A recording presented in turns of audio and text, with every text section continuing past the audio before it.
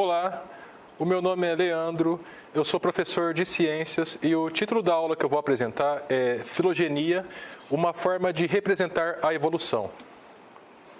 Bom, nesse slide eu tento representar um pouco da evolução de seres, da diversidade de seres vivos que nós temos na Terra. Estima-se que nós tenhamos algo entre 4 e 30 milhões de espécies diferentes de seres vivos na Terra. Isso atualmente. Se for pensar em toda a diversidade que já houve na Terra, que já existiu na Terra, considerando os seres extintos até agora, pode ser algo em torno de bilhões de espécies. Bom, nesse slide, como a diversidade ela é graças a processos de evolução, processos evolutivos. Especificamente, o processo de especiação é o que forma novas espécies. Aqui, nesse slide, eu apresento um processo de especiação, a partir de um grupo de insetos que você pode considerar outros seres vivos, como animais, como plantas, como algas, fungos.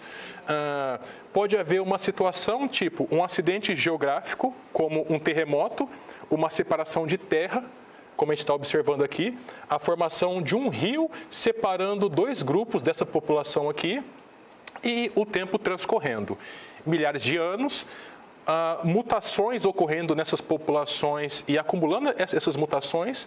Depois de um certo momento, o reencontro desses grupos, eles não conseguem mais se reproduzir e ter descendentes férteis. Isso caracteriza a formação de duas espécies diferentes.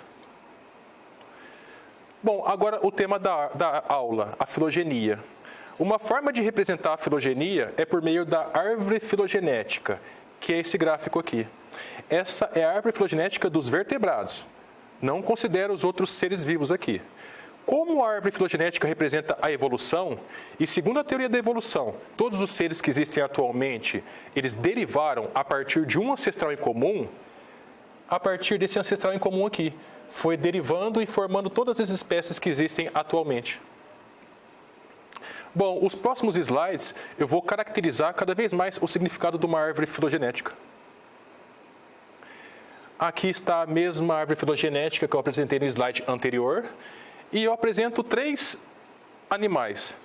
Seres humanos, nós somos animais. Uma vaca e uma larva de uma salamandra. Essa larva é chamada de axolote. Bom, eu faço uma pergunta. Dentre esses animais, quais são os mais aparentados evolutivamente? Quais são os animais mais próximos evolutivamente dentre esses? Bom, a árvore filogenética ajuda a gente a responder essa questão. Primeiramente, nós nos enquadramos em qual desses grupos aqui? Nós somos mamíferos. A vaca também é um mamífero. E a axolote, por sua vez, é um anfíbio.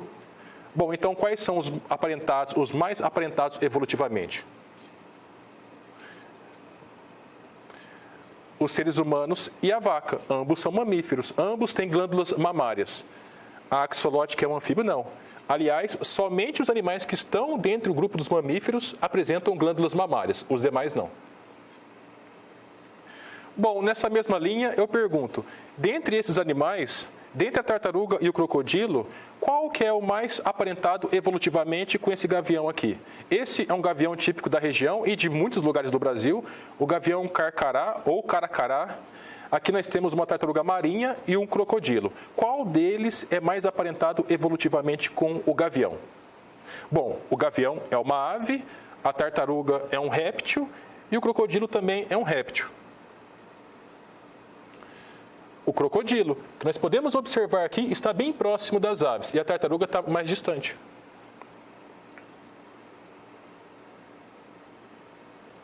Bom, nessa mesma linha, nós temos 3 animais, um sapo, um peixe-palhaço e nós, seres humanos. Um anfíbio, um peixe e um mamífero. Qual dentre esses 3, qual par que está mais aparentado evolutivamente?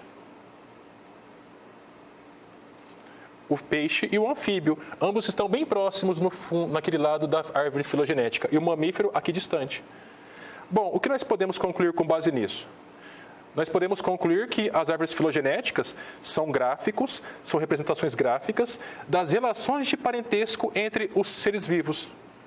E, além disso, a árvore filogenética é uma hipótese, não é uma verdade definitiva. Qual o significado disso? Existe um método que é usado para criar essa árvore. E esse método, como tudo na ciência, pode ser superado por um método melhor. E qual o método que é usado atualmente para criar essas árvores filogenéticas? A sequência do DNA de cada espécie. A sequência do DNA é comparado e, pelo grau de semelhança, estabelece o grau de parentesco.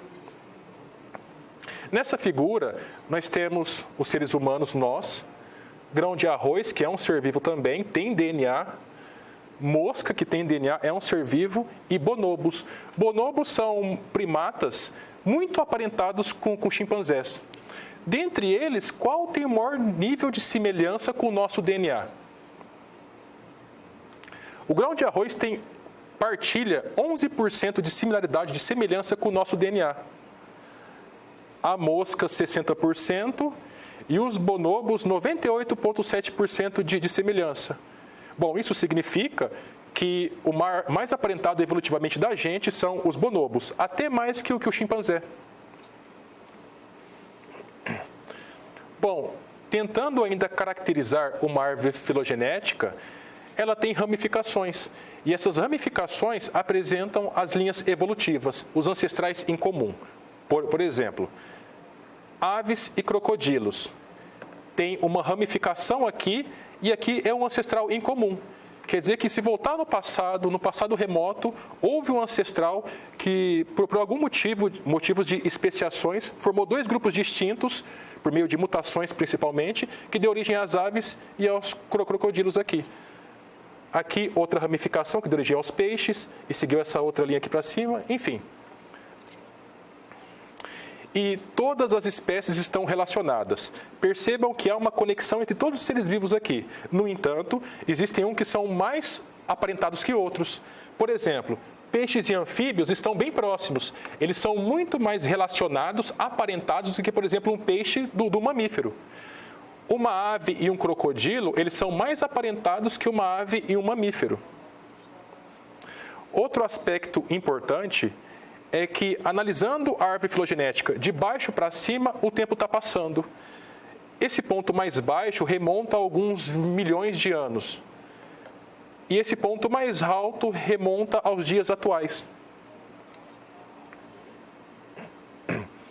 Bom, agora eu apresento uma árvore filogenética diferente, não de vertebrados mais, agora de plantas e de algas.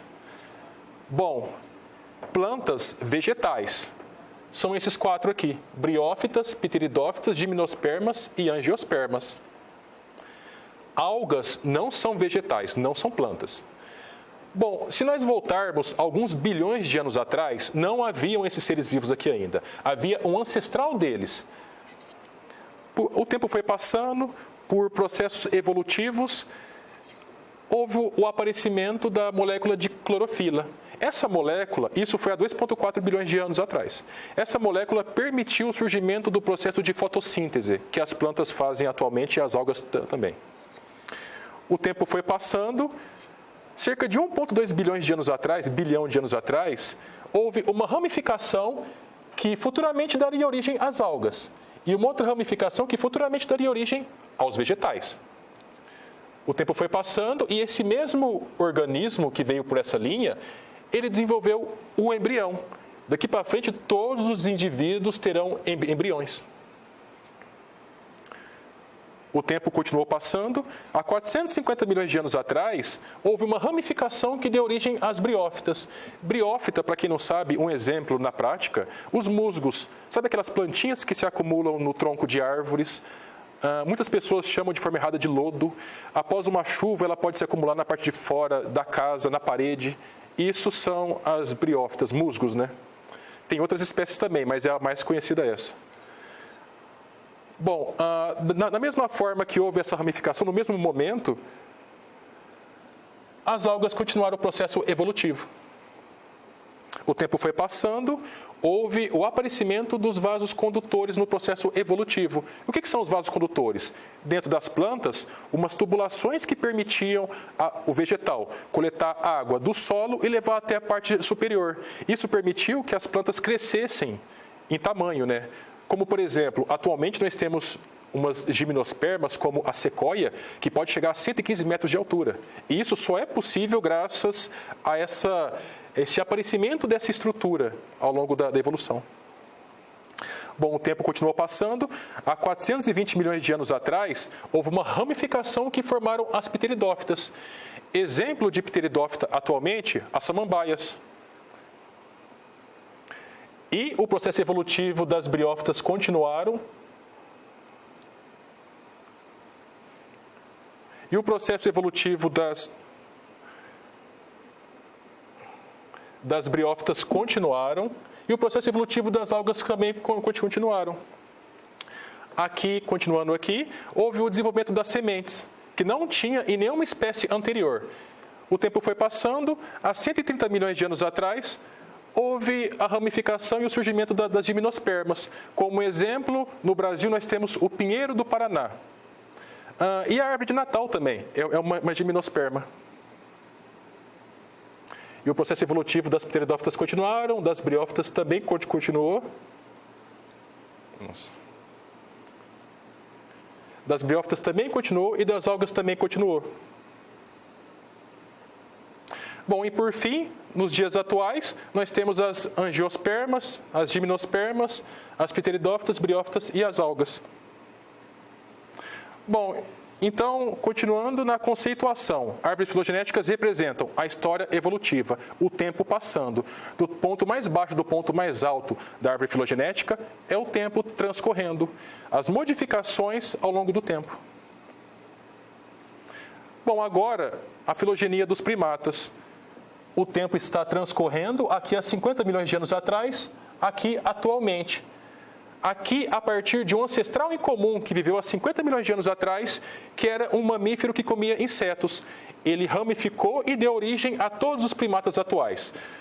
Os seres humanos, os bonobos não estão representados aqui. Os chimpanzés, gorilas, orangotangos, gibão e outros primatas. Aqui são alguns primatas que foram extintos ao longo do processo evolutivo. Bom, pessoal, esse era o conteúdo que eu queria transmitir. Espero que tenham gostado e bons estudos a todos.